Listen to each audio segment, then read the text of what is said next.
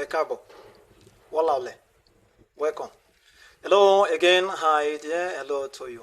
Welcome to my lecture, my history lecture. Yes, where I talk about Igala, talk about the people that have link with Igala, talk about tribes in Nigeria. I also talk about tribes in Africa and across the world, especially those that have link with Africans and Africa. So let me educate us briefly on the relationship between Igala and Yoruba. Oh no, a lot of people kept on asking, oh, Ambassador, tell us, what is the link between Igala and Yoruba? Are we from them? Are they from us? Are we from the same place? etc. These questions are extremely much. Okay, sometimes they'll tell you, did we borrow their own language? Why is it that we have many vocabularies that are the same? In fact, Ata Igala even stated one time that Igala and Yoruba have about 70% similar vocabularies. Although it was reported wrongly in that newspaper that Atagala said that Igala people or Igala language has 70% Yoruba vocabularies. That was not what he said. He said they have similar, about 70% similar vocabularies. But that is still by the way. Okay, that has gone. All right. And so that is why there is always a need for a good clarification to be given to people. Now, it is not even only the Yoruba people or other tribes that are saying Igala are from Yoruba. Even some Igala elders. Yes, because their view is that since Yoruba is one of the majority tribes officially in Nigeria, and we have some similar vocabularies with them, it means we are from them. That is all. They did not even bother to know the origin of Yoruba or origin of Igala. All right? I'm talking about the old people anyway, not educated ones. Now, who are doing their own research, not just me, even those outside Nigeria that are Igala people. Those are people in Brazil, in Cuba, in Netherlands. In fact, my brother Alex, in Brazil. Alex, thank you so much. He is doing great research, even supplying me materials. I'm talking about those ones outside though. So all the fake histories, the wrong ones, including the ones written by Samajai Crowder, have been thrown into the dustbin by many of them. Because I have asked them to go and investigate. I give them sources. Okay, now, how are we even related? What are some of the relationships? For instance, in terms of vocabularies, like snake, it's called Ejo in Igala. It's called Ejo in Yoruba. Water is Omi in Igala. It's Omi in Yoruba. Simi is Limi or Elimi in Igala. It's Erimi in Yoruba. I is Eju in Igala. Oju in Yoruba. Hill is okay in Igala. It's okay in Yoruba, and you begin to think that truly, since Yoruba is one of the majority tribes in Nigeria, it means Igala is from them. But that is not true. Alright, that is not true. It's because then they decided to make this conclusion based on the level of their own knowledge. So we are researchers, and not just we are researchers. I've been the official historian of Igala Kingdom, for those that have not been me before. I'm Ambassador Dr. Ayeb Abdullahi Adojo, the ambassador of Igala, and the official historian of Igala Kingdom, as well as the head of the Royal Archives and Museum in the Palace of Igala. Okay, so it is my duty to educate us, educate our people, and the outsiders, including some Yorubas, who may also think wrongfully that Igala people are from them. Okay, now, how are we related? One of the reasons for these similar vocabularies and culture is because of migration. Now, it is very important you note, which you can still go and confirm, that not all Yoruba people have the same ancestor. Ugbo people, they say they don't have the same ancestor with those in Ife. All right? Even the Ijebu people also said they are not related with Odudua. So the Yoruba people, there are various clans that made up the Yoruba people of today. All right, I'm not saying that all of there are many, but this is what is there for you to go and verify. Ijebu people said they are from Sudan. All right, they said they are not from Odudua. So Jebu people migrated from the town they call Jebu, T-J-E-B-U, Jebu. That is from where they got the name. Jebu simply means in Igala is Ojobe, Ojobe, top of highland. All right, Obe, highland. Not, we can't say it's hill. So Igala people also stayed there. In fact, during the 10th dynasty rulers, where Gala people ruled Egypt, they stayed, the headquarters was in Kwa, okay, which is also called Jebu. You go and check, all right, go and check the capital of the 10th dynasty rulers of ancient Egypt. So Igala people and Jebu people migrated from the same place before they settled in Sudan.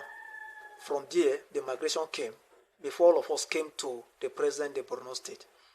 Igala people settled in the town they called Ataigara in Borno state. In Goza local government, the town is still there, which you can go and check. Okay, there is also Ngala, there is Amuda. All these were locations where Igala people stayed in those days. So, but Ata, just like Ata is in Ida now, we have Ankba, we have Dekina, we have Ibaji, but Ata is staying in Ida. So the same way Ata stayed in the town they call Ataigara at that time, while other Igala people were in other areas like Amuda, Ngala, Gara, alright, etc. So, in summary, or in a very simple term, one of the reasons for the similar vocabularies is because of the same origin of Igala and some Yoruba people. In ancient Egypt, Ejo, snake, is called Ejo. E-D-J-O. Please go and check. Alright? Okay, snake is called E-D-G-O. That is Ejo. It's even a deity. That is why you see it in front of the crown of Ataigala. You know when Moses was using that to heal people? Okay? That cobra image? Good. Alright? So it's a god on its own. It's Ejo in ancient Egypt. Ejo in Igala. Ejo in Yoruba. Alright? Water is Omi in Egypt, Omi in Igala, Omi in Yoruba. Hill is Oke in ancient Egypt, in Igala, in Yoruba. Alright? So, go and check this. Now, are you saying that Igala migrated from Yoruba and Egypt migrated from Yoruba too? How did they get Ejo? How did Yoruba people get Ejo, a snake? Because in terms of Igala, it's provable we are from ancient Egypt. And that is why the crown of Ataigala is the same crown of ancient Egyptian pharaohs. With the cobra image, check the front of the crown of Ataigala very well. You see that small sign. That image is the image of the cobra god called Uraus or Ejo in ancient Egypt. That is still in front of the crown of the pharaoh of Lower Egypt. Alright? So we have our own evidence. So how did they get Ejo? You know, some history of Yoruba say they migrated from Sky, some say Mecca. Good. Which of these places did they get Ejo from? But Igala got it. So it is wrong to say that Igala people are from Yoruba. Alright? To say that they are from Yoruba. You can even say that they borrowed vocabularies from Igala. That is okay. It's provable. Because like I've told you, this Ejo, we got this Ejo from our own origin before we brought it to Nigeria. So, the same way, the Ijebu people, that is why even we call mother Iye. In Ijebu, it's also called Iye. But in other parts of Yoruba, it's Iya or Iya. That's why they call it Omoya. Okay? We call it Omoye or Omaye. Okay? So, now you look at this. That is one of the reasons why we have similar vocabularies and culture with Yoruba people. Some of them migrated from the same origin that Igala came from. And one example is Ijebu people in Ogun State. They are not only in Ogun State, they spread to various parts. I'm just talking about the headquarters where they are, headed by Awujale of Ijebuland. And this was what he said, which you can go and verify about their origin. Another reason, okay, is because there were many towns of Igala in Yoruba land in those days, and they were speaking Igala. For instance, around 1454, or let me just say, around the 15th century, Igala prince with other warriors from Igala and Nupi invaded Oyo, then took over the rulership of Oyo for over 75 years. Just go and check, please. The invasion of Oyo by Nupe or by Soede. Alright? Then check the origin of Soede himself. He called it Shadow. T-S-O-E-D-A. That is the name you use in checking. Soede. Alright? They'll tell you that he was an Igala prince from Ida with Nupe mother. So when he took over this, he had to impose most of his own vocabularies, okay, on the people. Even some of the marks, you will see that they have three tribal marks. I'm talking about Oyo, okay, more than those in other parts. One of the reasons is because of those Igala people and Nupe people. Okay, so these people, when Samuel Jai Crowther was writing the vocabularies of Yoruba people, he had to mix all these languages together, and which was taught in school. And today, it became the standard Yoruba language. So that written document used in schools, and many people were asked to learn that one, is the standard Yoruba language you are hearing today. And so, it's just the same way you say some Yoruba words in Igbo vocabulary written by Samuel Jai Crowther, like Egusi. People thought before that Egusi was an Igbo word, but it was brought from Yoruba or Igala. Egu means to pound. Egu means to pound. Ask any Igala person again, which is the same also in Yoruba.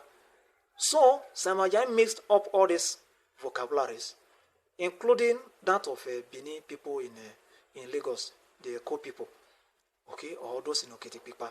He had to mix them all to form the vocabularies of Yoruba. So that is another reason for the similar vocabularies. I hope you are getting this. I said first from migration, first because of some Igala towns that are there. Go to Ibarapa North. You ask of Takba people, they'll tell you they are Nupe people. Who came with who? Came with the Igala prince. So, people that are ruled for 75 years, you know how they will establish themselves.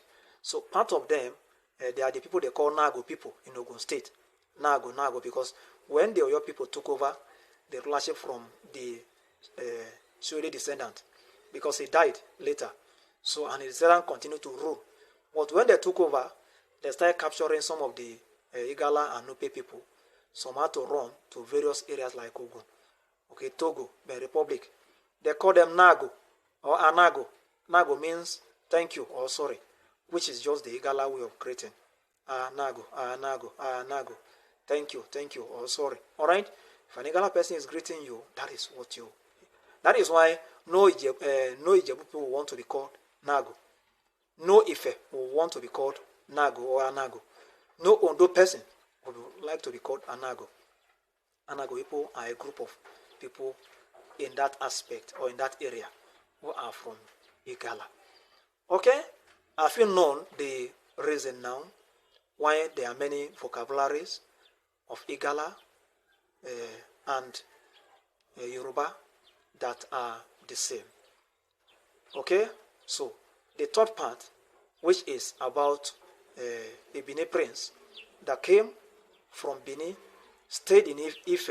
I'm talking about Ife in Igala Kingdom, which was in existence even before 40 BC, because Benin was founded by Baidu in around 40 BC was when the kingship system started with the title of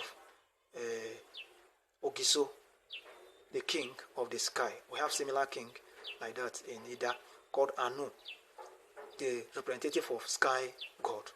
So that was how they chose title in those days. But again, It's not the point I'm trying to go to. There had been an Ife, in case you don't know, called Ohe, in Benue Confluence. Remember that northern side is older than southern side, because almost everyone in Nigeria today migrated from the northern side. It was from that northern side some replicated the name, okay, that they are using today. You see Ika, you see Ohe in Kogi State, Igala land. In Omala, you also come to Lokoja, you see Ife, you see Ohe. All right, you continue to go. You'll be seeing them in Ondo. You see one in Ile-Ife. I hope you know now. So, the Bini prince came to Ida. From Ida, he married, then went to Ife to stay. I'll continue this in the other lecture, because he later had a relationship or a migration again from Egala after some points. Where did he go? That you know in the next